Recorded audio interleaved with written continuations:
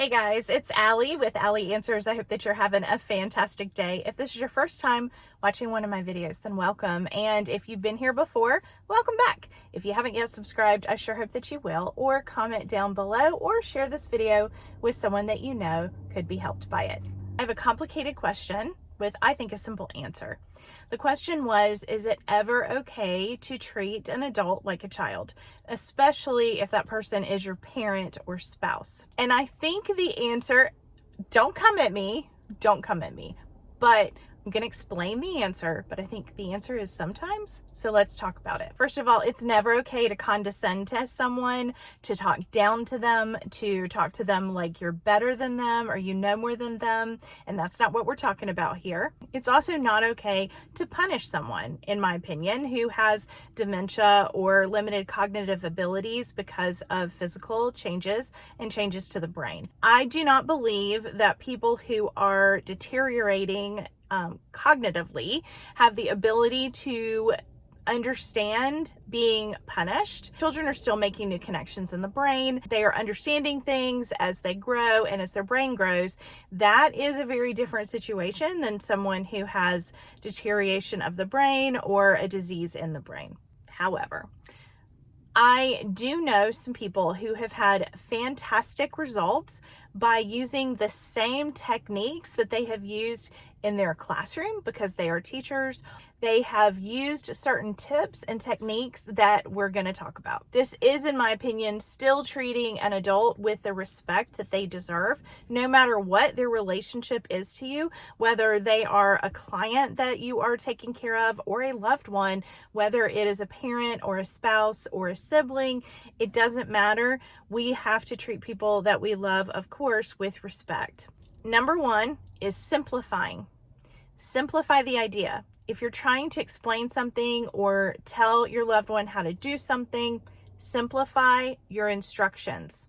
Number two, use less words. Much the way a teacher would in a classroom, you're going to just simplify things. Sometimes we come at our loved ones with just way too much emotion, way too much information, way too many details, and we expect them to be able to follow what we're saying. Don't do that.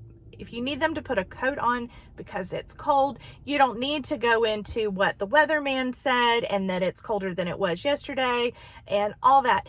All you need to do is say, here, Dad, here's a coat. Put your arm in the coat.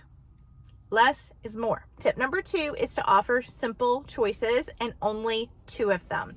So, and a good example of this would be if you wanted to take your loved one out to eat and they have a hard time making a decision, but you still want them to feel like they're making the choice, choose two places that you would like to go. Simple. This choice or this choice. That's it. The reason that we use that technique with children is because it makes things so much easier and simpler for them. There's no reason not to use that to make your life simpler and easier. Number three, you want to stay upbeat. Just like a great teacher who leads a classroom with a very positive, upbeat attitude, your attitude determines the tone in the house. You can refuse to match negative emotion and behavior.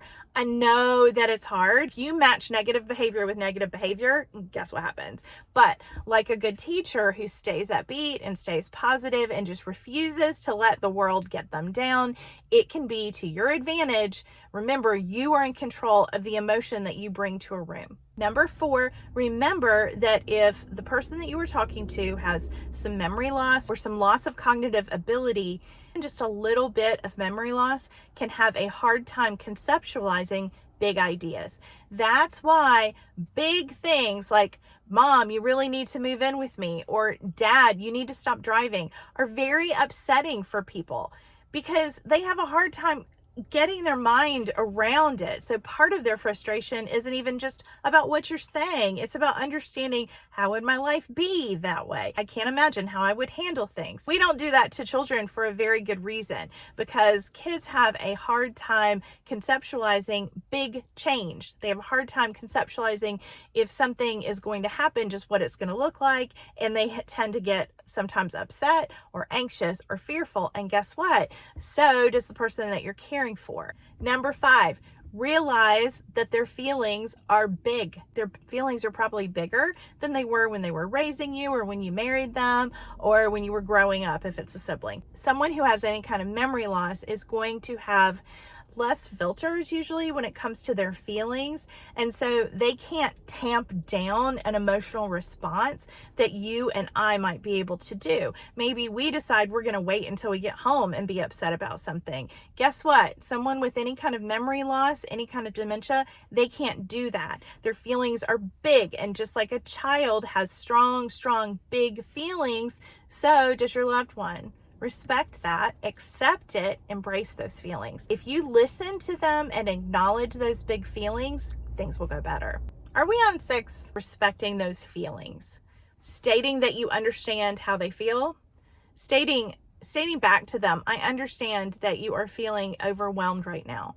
Helps them to process what they're feeling. I think the next one's number 8. This one probably should have been number 1. Make sure that basic needs are met. That means that if the person is hungry, or has to go to the bathroom, or they need a nap, or they did not sleep well the night before, that is not the time for something big. It's not the time for a big trip or a big announcement or expecting more than normal from that person. Make sure that their basic needs are met before you expect extra. I want you to consider if they've eaten and slept, but also consider, are they in pain? Have they been complaining that their back hurts or their feet hurt? That can make a person more aggravated. In addition, are they cold all the time? Grab a coat or sweater and cover them up. Just assume if grandma is cold 98% of the time, she's probably cold right now. It's a lot easier for her to take a blanket off of her than for her to think about the fact that she needs a blanket and to ask for one. And finally, the most important one is that just like we advocate for children in our lives, we need to advocate for our seniors. Our elders deserve to be advocated for. I can't tell you how many times I've gone with someone to a doctor's appointment and the doctor is like, let's get it done. Let's just get through this list and we're out of here. And I have to go, wait. We're having an issue. He's not sleeping well, or he's very frustrated with things right now. Whatever the situation, you have to advocate for them. They will not advocate for themselves. Most seniors will not advocate for themselves. And if they have any kind of memory loss at all, they're not going to speak up in front of a doctor because they're afraid of looking bad. They're afraid of making an announcement that they need help. So if you know that they're having back pain, or they're anxious, or they're not sleeping well, you need to mention it. When we are taking care of adults, they deserve the respect that adults are given. They have a lifetime of memories. They've raised families. They're accomplished in their careers. They are adults. But if by treating like a child, you don't mean condescension or being rude to someone or punishing them. If what you mean is giving them things that they can understand, being patient, giving them the time to comprehend something, understanding their feelings, validating them, ensuring their main needs are met, in that case, it is fine to treat someone like a child. You can treat me like that.